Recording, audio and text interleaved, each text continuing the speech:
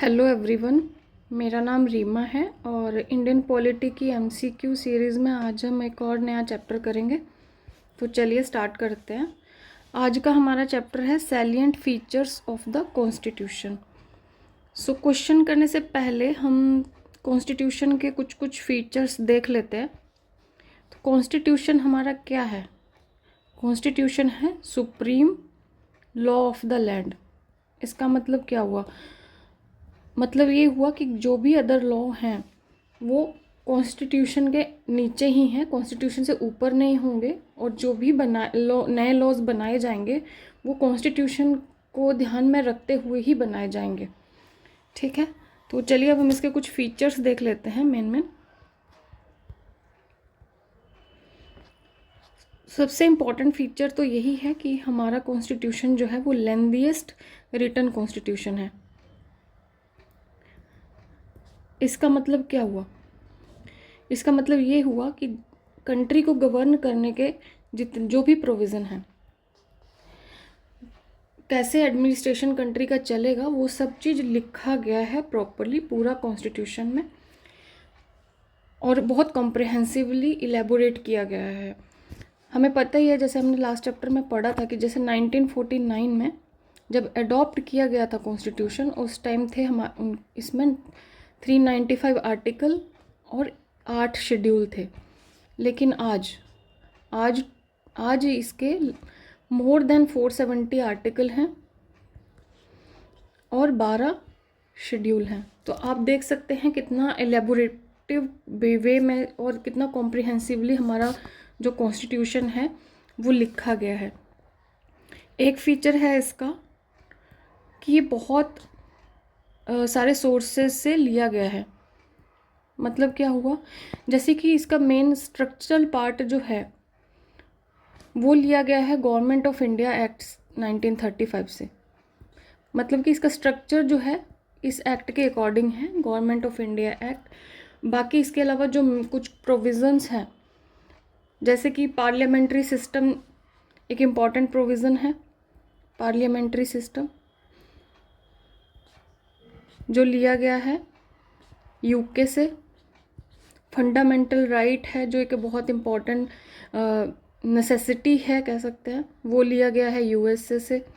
DPSP है वो लिया गया है आयरलैंड से। तो आप देख सकते हैं कि जो हमारी कंट्री को अच्छे से गवर्न करने के लिए, अच्छे से चलाने के लिए जो इम्पॉर्टेंट फीचर्स थे डिफरेंट कंट्री के कॉन्स्टिट्यूशन में, वहाँ से वो लेके एक कैसे वो हमारी कंट्री के लिए बेस्ट हो सकते हैं, उनको बहुत इलेबोरेटिवली हमारे कॉन्स्टिट्यूशन में डाला गया है हमारे कॉन्स्टिट्यूशन मेकर्स के द्वारा। फिर एक और फीचर है हमारे कॉन्स्टिट्यूशन का, वो इम्पॉर्टेंट है कि हमारा जो कॉन्स्टिट्यूशन है वो ब्लेंड है रिजिडिटी का और फ्लेक्सिबिलिटी का। अब इसका क्या मतलब हुआ? मतलब ये हुआ कि हमारा कॉन्स्टिट्यूशन जो है वो मिक्स है। उसको उस अमेंडमेंट को लेके उसमें कुछ चेंजेस करने हैं, उसको लेके इसमें एक रिजिडिटी और फ्लेक्सिबिलिटी दोनों हैं। अब इसका मतलब क्या हुआ? रिजिड कॉन्स्टिट्यूशन वो होता है जिसको अमेंड करने के लिए कुछ स्पेशल प्रोविजंस होते हैं, उसमें स्पेशल मेजॉरिटी चाहिए होती है। और फ्लेक्सिबल वो होता है कि जैसे ऑर्डिनरी लॉ जो हमारे पार्लियामेंट में बनते हैं उसी हिसाब से उनको चेंज किया जा सकता है। तो लेकिन हमारा कॉन्स्टिट्यूशन क्या है, वो दोनों का ब्लेंड है। जैसे हम पढ़ेंगे आगे अमेंडमेंट में आर्टिकल 368 आने वाले चैप्टर में हम लोग करेंगे कि कॉन्स्टिट्यूशन को अमेंड करने के क्या प्रोसीजर्स हैं। उसमें हम करेंगे कि कैसे कौन सी स्पेशल मेजॉरिटी होती हैं जो हमें कॉन्स्टिट्यूशन को अमेंड करने के लिए चाहिए होती है। ठीक है, तो इसमें इन दोनों का मिक्स है। अब एक और इम्पॉर्टेंट फीचर है कॉन्स्टिट्यूशन का, वो है federal system with unitary voice. अब इसका क्या मतलब हुआ? इसका मतलब ये हुआ कि हमारा जो कंट्री है, जो कॉन्स्टिट्यूशन है, उसमें सेंटर और स्टेट दोनों के लिए ही गवर्निंग का प्रोसीजर या एडमिनिस्ट्रेशन का प्रोसीजर या प्रोसेस दिया गया है।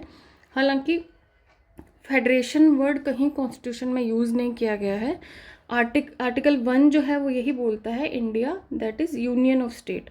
सो फेडरेशन यूज़ नहीं किया गया है, लेकिन हाँ इसमें जो भी प्रोविज़न दिए गए हैं वो फेडरल और स्टेट दोनों के लिए दिए गए हैं, सेंटर के लिए।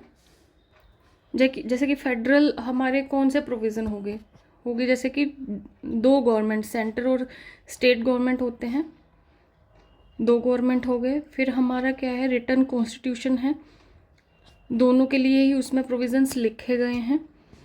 डिवीज़न ऑफ पावर है, सेंटर क्या काम करेगा, स्टेट क्या काम करेगा, दोनों के लिए लिखा गया है, इलेबोरेटिवली एक्सप्लेन किया गया है। और भी हैं जैसे बाइकैमरलिज्म है, रिजिडिटी ऑफ द कॉन्स्टिट्यूशन है कि कोई भी इंडिपेंडेंटली उसमें कोई चेंज नहीं कर सकता है।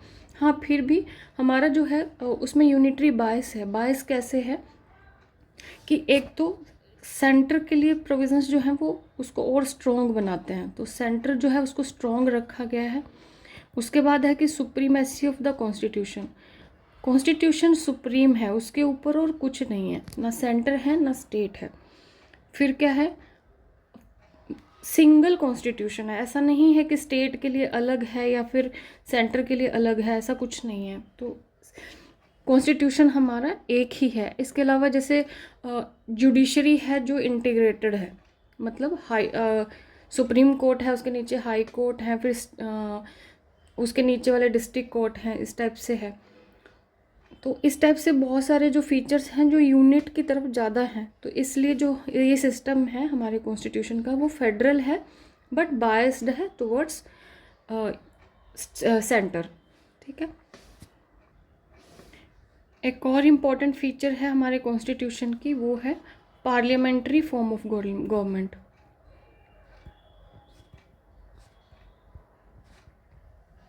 अब इसका क्या मतलब हुआ, इसका मतलब ये हुआ कि हमारे यहाँ जो भी एग्जीक्यूटिव है वो कलेक्टिवली रिस्पॉन्सिबल है लेजिस्लेचर के लिए, मतलब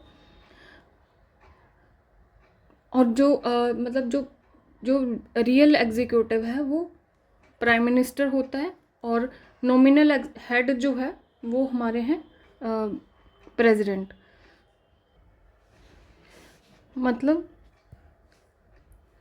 मतलब हमारा एग्जीक्यूटिव एंड लेजिस्लेचर जो है वो कोऑर्डिनेशन और कोऑपरेशन पे काम करता है।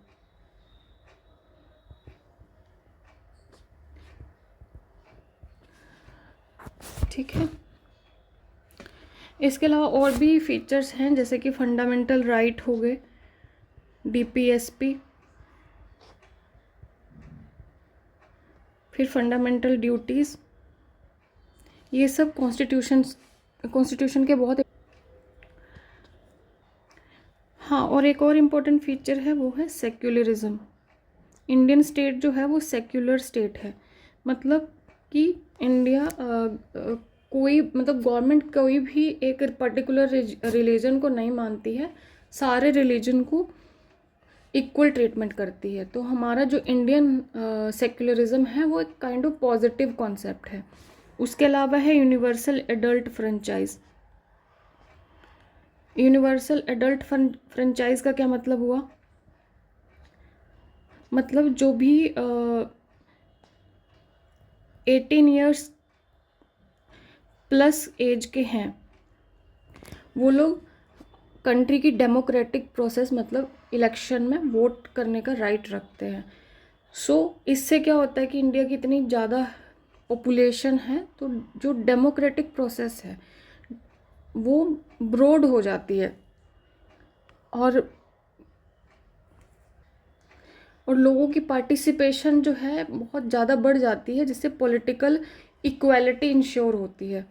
तो ये एक बहुत इम्पॉर्टेंट फीचर है हमारे कॉन्स्टिट्यूशन का। इसके अलावा और भी फीचर हैं जो हम आगे क्वेश्चन करेंगे ना, तो उसमें देख लेंगे साथ साथ में। तो चलिए अब हम क्वेश्चन स्टार्ट करते हैं। जैसे कि पहला क्वेश्चन है, popular sovereignty and adult franchise are the basic feature of the constitution. Second, the constitution is so far as the division of power between center and states is concerned is rigid. The constitution recognizes the interdependence of civil and economic right. The constitution mentions direct control by the people such as referendum, initiative and recall. तो चलिए अब इन statement को देखते हैं कि कौन सा correct है. फीचर्स जैसे कि हमने पहले देखे ही हैं, तो पॉपुलर सोवर्निटी मतलब जनसत्ता, और एडल्ट फ्रेंचाइज मतलब व्यस्क मताधिकार आर द बेसिक फीचर. तो ये हमने देखा है फीचर्स में, कॉन्स्टिट्यूशन के फीचर में, कि ये दोनों जो हैं हमारे कॉन्स्टिट्यूशन के बहुत इंपॉर्टेंट फीचर हैं और जो हैं बेसिक फीचर. तो ये स्टेटमेंट हमारा सही है. The constitution in so far as the division of power between centre and state is concerned is rigid. तो हमने जैसे हम करेंगे भी आगे, सेंटर और स्टेट, जैसे सेंटर का पार्ट 5 और स्टेट का पार्ट 6 में इलेबोरेटिवली दिया गया है कि किसको क्या काम करना है, कहाँ वहाँ मतलब सेंटर का एडमिनिस्ट्रेशन कैसे काम करेगा, वहाँ का गवर्नेंस स्ट्रक्चर क्या होगा और स्टेट का क्या होगा. तो इसका दिया ही गया है जो कि रिजिड है. तो ये स्टेटमेंट भी हमारा सही है. उसको रिजिड क्यों है? क्योंकि उसको हम चेंज नहीं कर सकते हैं. ठीक है, मतलब नॉर्मल जैसे लॉ को हम चेंज कर सकते हैं, ऑर्डिनरी लॉ को, वैसे वो सिंपली जो है अमेंडमेंट उसका नहीं हो सकता है. उसके लिए स्पेशल मेजॉरिटी और स्टेट्स का भी कंसर्न चाहिए. तो ये टॉपिक हम करेंगे आगे अमेंडमेंट वाले पार्ट में. चलिए अगला स्टेटमेंट देखते हैं. The constitution recognises the interdependence of civil and economic right. ये एकदम सही है. डीपीएसपी और फंडामेंटल राइट में इसका बैलेंस रख के ही किया गया है. तो ये सही है. ये भी एक फीचर है कॉन्स्टिट्यूशन का. अगला देखते हैं. The constitution mentions direct control by the people such as referendum, initiative and recall. नहीं, ऐसा नहीं है. ये वाले प्रोसीजर जो हैं वो हमारे कॉन्स्टिट्यूशन में नहीं दिए गए हैं. तो ये वाला स्टेटमेंट जो है वो रॉन्ग है. तो इस हिसाब से हमारा आंसर हो जाएगा option number D, that is 1, 2 and 3. चलिए अब हम देखते हैं अगला question. Consider the following statements related to secularism in India. First, it entails strict separation of religion from politics. Second, it bans parties with religious affiliation from contesting elections. Third है, it grants religious liberty to all communities. And fourth है, it accepts community personal laws. तो हम देखते हैं इसमें. पहले जैसे कि मैंने आपको पहले भी बताया कि जो इंडियन सेक्युलरिज्म है वहाँ पे कोई स्टेट का लॉ नहीं है, मतलब गवर्नमेंट का कोई अपना लॉ नहीं है. इंडिया में डिफरेंट लॉज हैं जिनको गवर्नमेंट इक्वली ही ट्रीट करती है. ठीक है, तो कोई एक पर्टिकुलर लॉ को वो गवर्नमेंट जो है रिकॉग्निशन नहीं देती है. तो इसमें है it entails strict separation of religion from politics, जो कि सही है. रिलीजन को पॉलिटिक्स से अलग ही रखा जाता है इंडिया में. सेकेंड स्टेटमेंट है it bans parties with religious affiliation from contesting elections. ऐसा कुछ नहीं है. किसी भी पार्टी को रिलीजियस बेस पे किसी को भी इलेक्शन कंटेस्ट करने से रोका नहीं जाता है इंडिया में. तो ये स्टेटमेंट तो सही नहीं है. ठीक है. It grants religious liberty to all communities. ये एकदम सही स्टेटमेंट है. सभी को अपना अपना रिलीजन को फॉलो करने का राइट है, जो कि हमारे फंडामेंटल राइट में भी दिया गया है. ठीक है. It accepts communities personal law. बिल्कुल ये एक्सेप्ट करते हैं. जैसे हिंदू लॉज हैं, मुस्लिम लॉज हैं, वो सबको एक्सेप्ट किया जाता है. ठीक है. तो ये स्टेटमेंट भी हमारा सही है. तो इसका आंसर हमारा हो जाएगा ऑप्शन नंबर सी. चलिए अब हम देखते हैं अगला क्वेश्चन. अगला क्वेश्चन है विच one of the following schedule of the constitution of India incorporates salaries and allowances of members of parliament, the chairman and deputy chairman of the Rajya Sabha, the speaker and deputy speaker of Lok Sabha as one of the items. So schedule का question है, तो मैं थोड़ा सा आपको schedule का बता देती हूँ यहाँ पे। तो हमारे टोटल जो हैं वो 12 शेड्यूल हैं, और फर्स्ट शेड्यूल जो है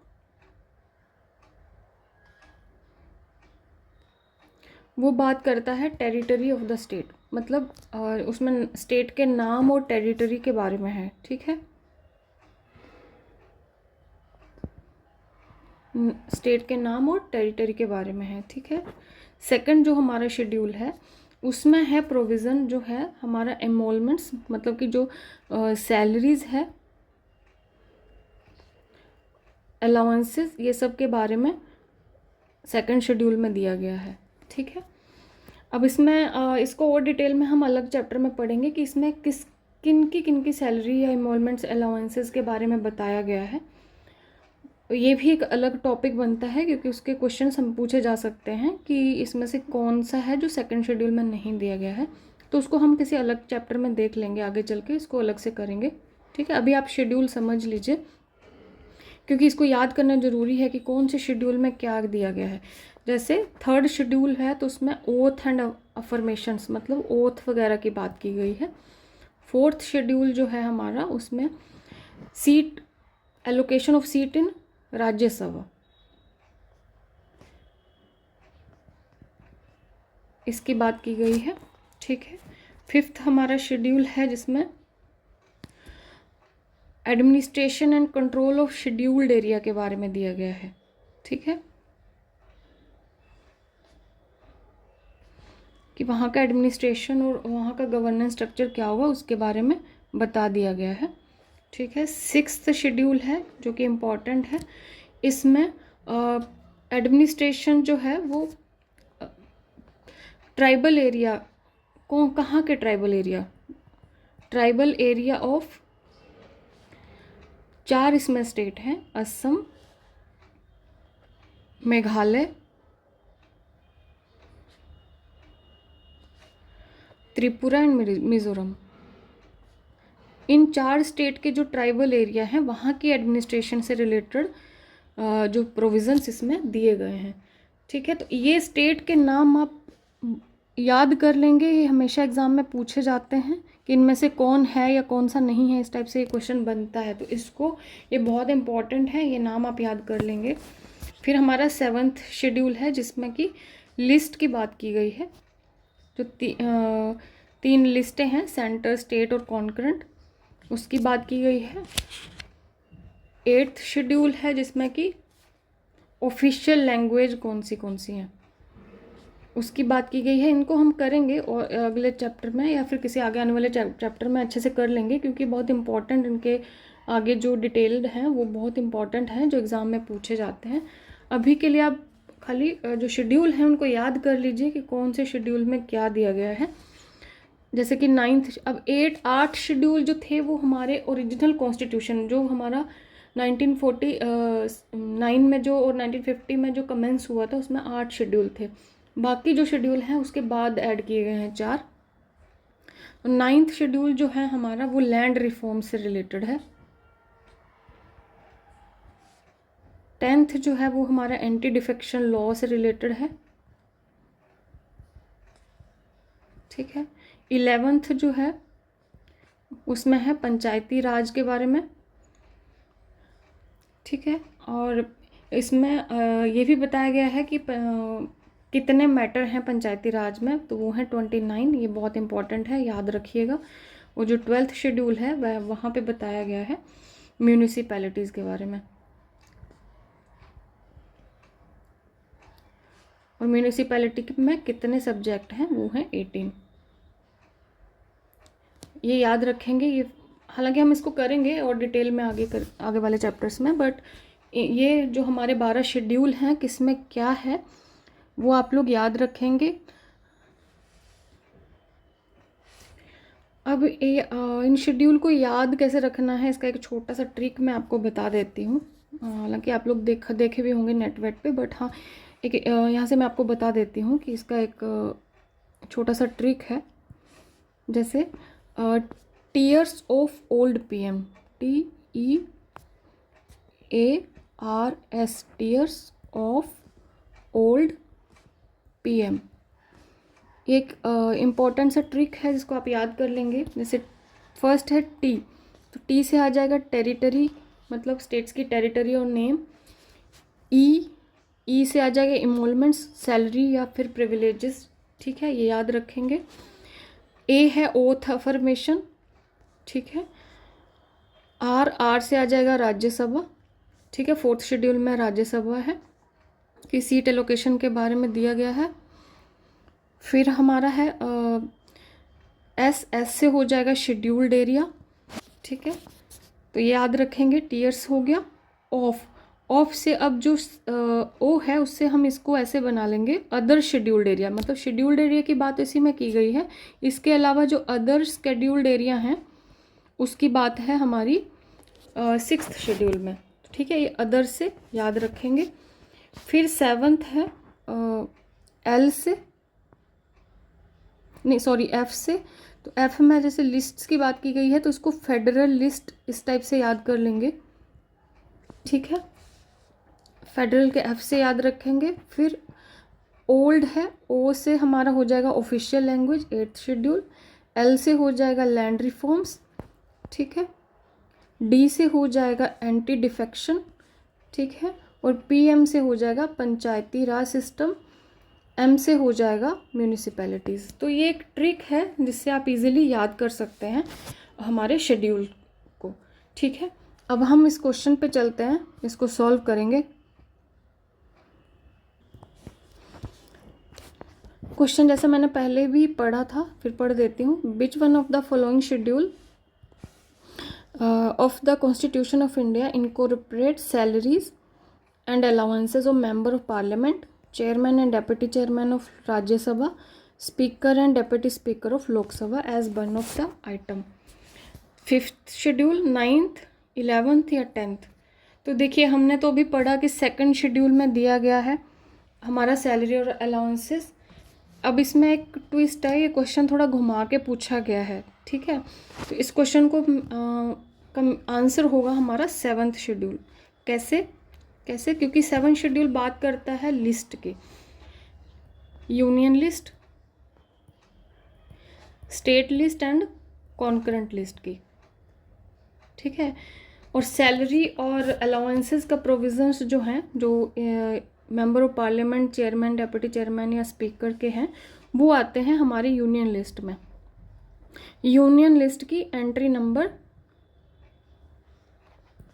73 में आते हैं, ठीक है।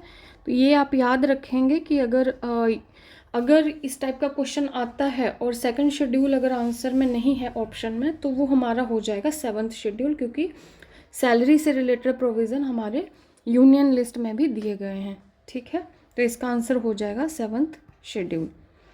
बाकी भी देख लेते हैं, हालांकि अभी मैंने बताया ही है आपको।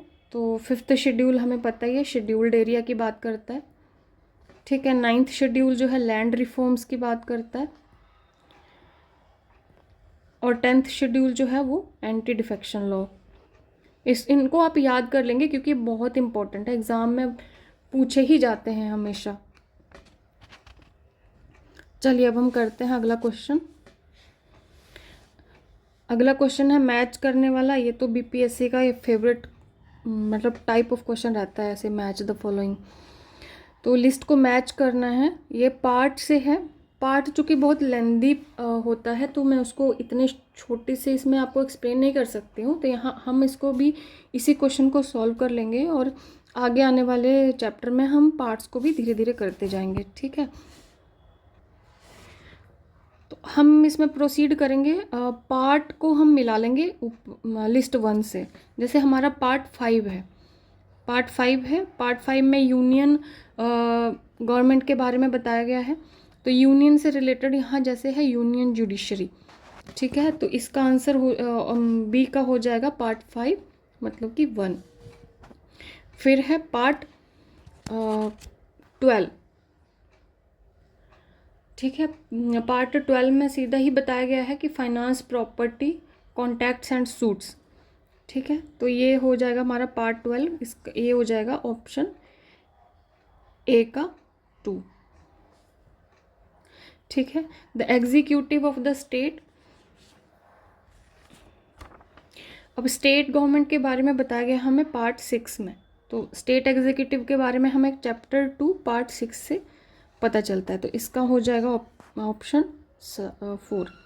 ठीक है, relation between union and state ये दिया गया है पार्ट 11 ऑफ द कॉन्स्टिट्यूशन में, तो इसका हो जाएगा 3।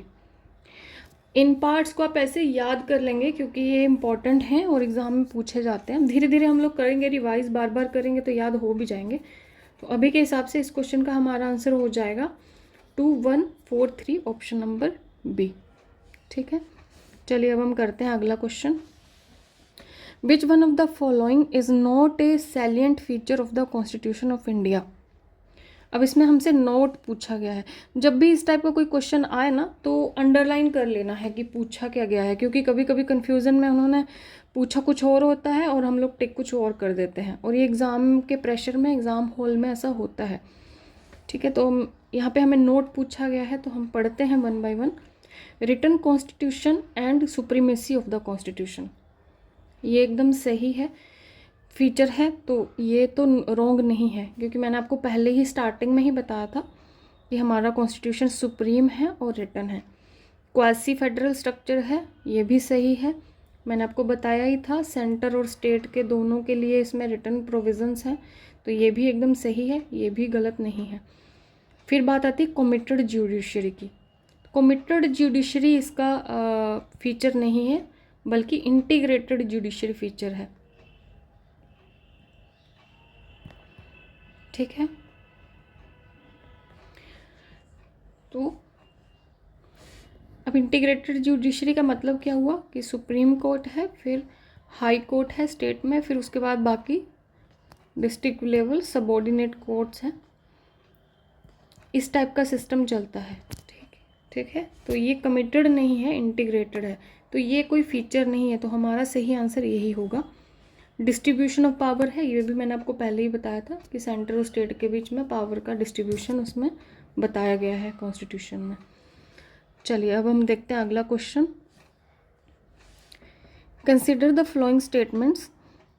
The Indian constitution is an unwritten constitution, a written constitution largely based on the Government of India Act 1935, or gift of British Parliament।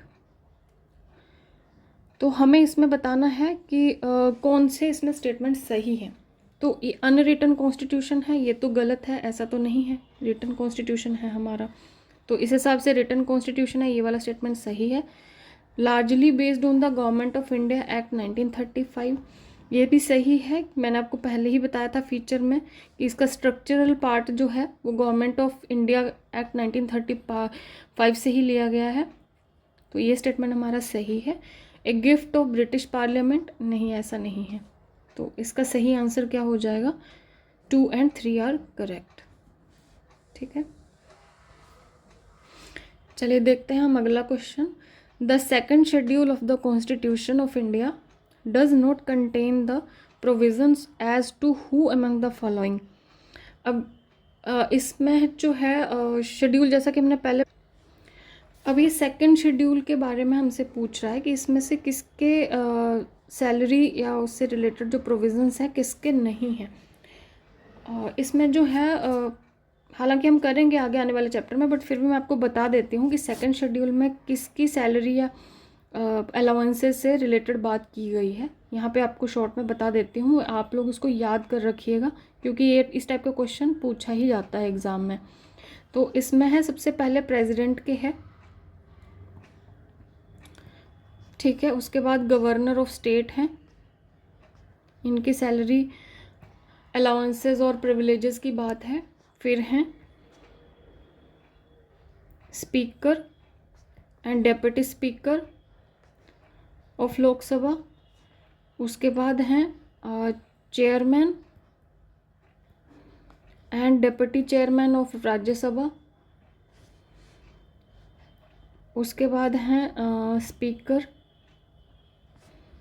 And deputy speaker of state legislative assembly के, और हैं chairman and deputy chairman of legislative council of state,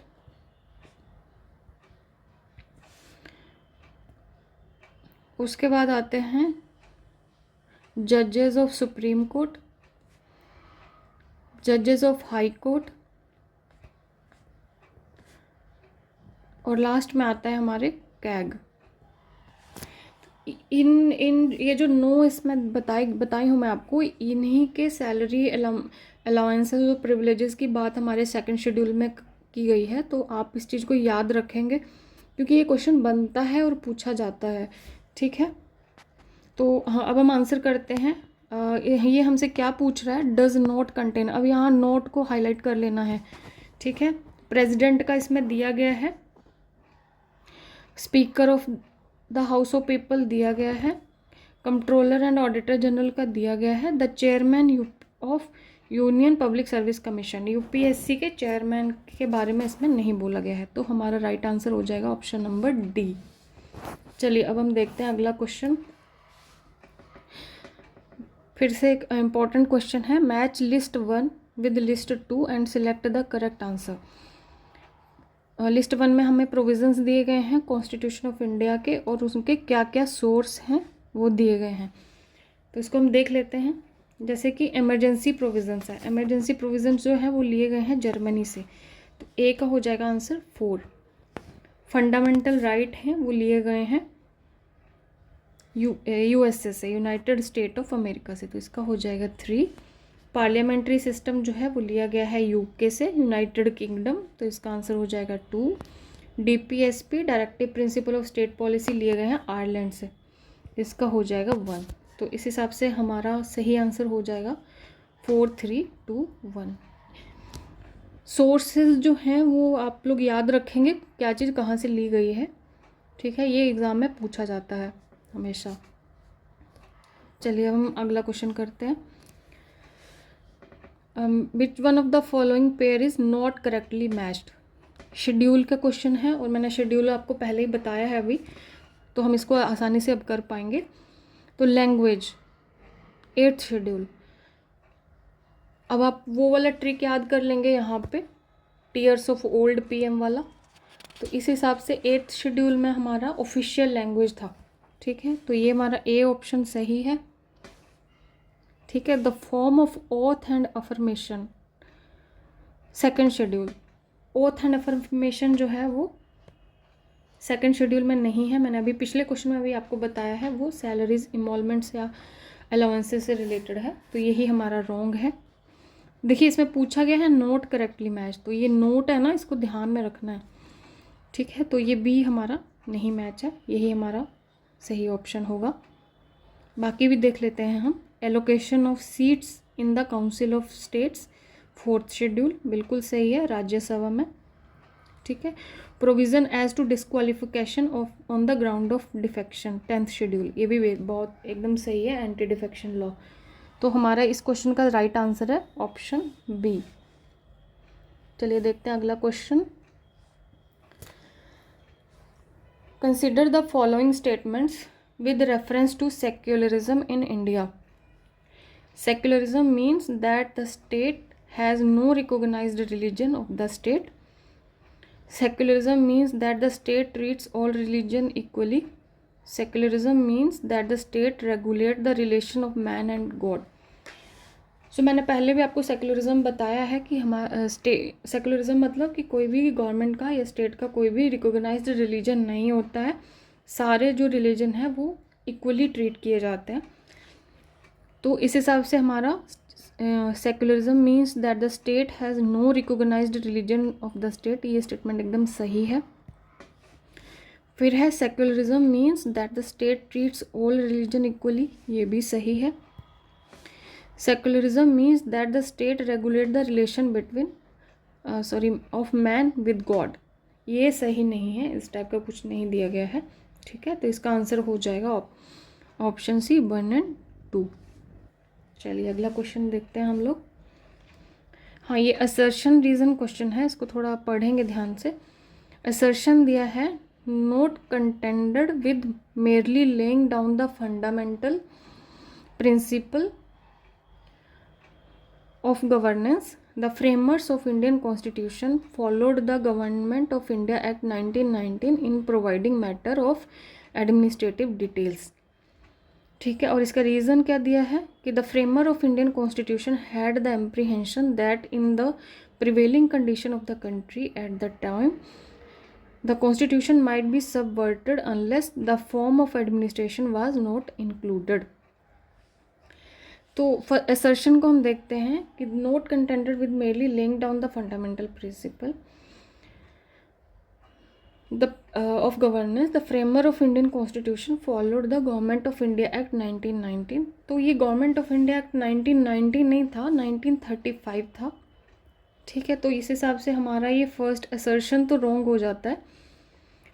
ठीक है, तो ये तो सही नहीं है, लेकिन हाँ रीज़न जो है, the framer of the Indian constitution had the apprehension that prevailing condition of country at that time the constitution might be subverted. तो मतलब क्या था कि उस टाइम के जो, जब हमारा देश आज़ाद हुआ था, हम इतने लंबे टाइम के बाद ब्रिटिशर्स के शासन से मुक्त हुए थे, हालांकि हम उसी के यूज्ड टू थे ना, उस टाइम उन्हीं का ही शासन था, तो वैसे था। तो अचानक से कुछ भी एडमिनिस्ट्रेटिव चेंज लाना जो है वो दिक्कत करता।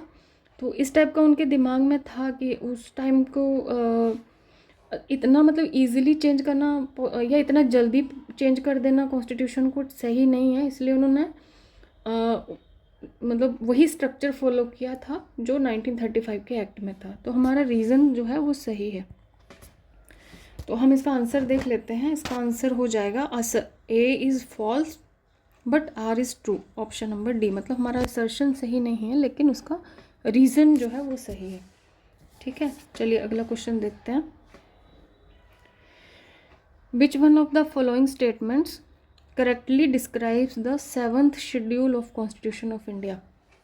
शेड्यूल मैंने आपको पहले ही बताए हैं बहुत अच्छे से। ठीक है, चलिए हम इसका देखते हैं। It contains the language recognized in the Constitution।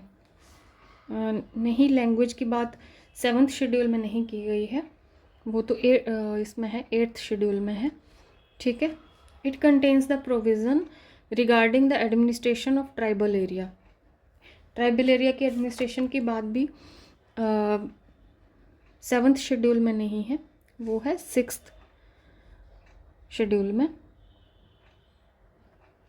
ठीक है, it lists distribution of power between union and state. तो ये सही है, क्योंकि 7th शेड्यूल में ही जो है फेडरल स्ट्रक्चर की बात की गई है। मतलब जो 3 लिस्ट हैं, union list, state list and concurrent list. ठीक है, it deals with the salary and emoluments of the constitutional functionaries. नहीं, ये वाली बात की गई है हमारे 2nd शेड्यूल में।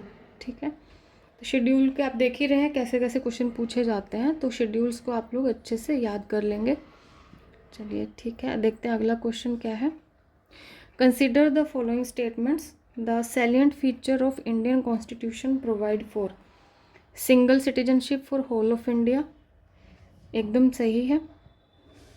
Strictly federal form of government। नहीं, ऐसा तो नहीं है, फेडरल फॉर्म ऑफ गवर्नमेंट नहीं है हमारा। Unique blend of rigidity and flexibility, ये सही है, मैंने आपको पहले ही बताया था। ठीक है, कि हमारा जो कॉन्स्टिट्यूशन है वो ब्लेंड है रिजिडिटी और फ्लेक्सिबिलिटी का। हमारा जो फेडरल फॉर्म नहीं है, क्वाज़ाई फेडरल है, क्वाज़ाई फेडरल। ठीक है, तो इस हिसाब से हमारा आंसर क्या हो जाएगा, ऑप्शन नंबर डी 1 और 3 आर करेक्ट। चलिए अब अगला क्वेश्चन देखते हैं। फिर से मैच करने का है और शेड्यूल का ही है। ठीक है, तो इस टाइप के क्वेश्चन पूछे ही जाते हैं एग्ज़ाम में, तो बेटर है इसको और अच्छे से प्रैक्टिस करें। क्या है कि match list 1 with list 2 and select the correct answer. ठीक है, अभी मैंने आपको बताया ही था, फिर से हम करते हैं 9th शेड्यूल। 9th शेड्यूल में हमें पता है कि लैंड रिफॉर्म्स की बात की गई है, तो हम ढूंढते हैं लैंड रिफॉर्म वाला ऑप्शन कौन सा है। Provision regarding to Panchayati Raj institution, provision regarding to land reform, 2nd option है। लैंड रिफॉर्म्स का, तो ये हमारा हो जाएगा ऑप्शन नंबर 9th शेड्यूल का हो जाएगा 2। फिर है 10th शेड्यूल। 10th शेड्यूल में एंटी डिफेक्शन लॉ है, तो एंटी डिफेक्शन वाला देखते हैं। फर्स्ट तो नहीं था, सेकंड नहीं था, थर्ड क्या है? Provision regarding administration of tribal area, provision regarding the distribution of power between centre and state, provision relating to disqualification on the ground of defection. तो ये हो जाएगा 10th शेड्यूल का, तो बी का ऑप्शन हो जाएगा 5। 11th schedule. 11th शेड्यूल में हमें पता है पंचायती राज की बात की गई है, पंचायती राज, तो इसका हो जाएगा ऑप्शन नंबर 1। और 6th शेड्यूल में अभी हमने पढ़ा है कि ट्राइबल एरिया के एडमिनिस्ट्रेशन के बारे में है, एडमिनिस्ट्रेशन ऑफ ट्राइबल एरिया, तो इसका हो जाएगा 3। और जो लिस्ट की बात की गई है, distribution of power between centre and the state, मतलब कि लिस्ट जो है फेडरल लिस्ट, ये बात की गई है हमारे 7th शेड्यूल में। ठीक है, तो इस हिसाब से हमारा आंसर हो जाएगा 2513। 25 option number B is the correct answer. चलिए, इसी के साथ हमारा इस चैप्टर के क्वेश्चन ख़त्म होते हैं। आप लोग पढ़ते रहिए, प्रैक्टिस करते रहिए। जितना प्रैक्टिस करेंगे पॉलिटी उतना इजी होगा, और याद करना और इजी होगा इसको, क्योंकि पॉलिटी जितने क्वेश्चन हम बनाते हैं ना, उसी से ही हम याद रख पाते हैं। ऐसे पढ़ने से पॉलिटी याद करना थोड़ा मुश्किल हो जाता है। चलिए, पढ़ते रहिए और प्रैक्टिस करते रहिए। Thank you.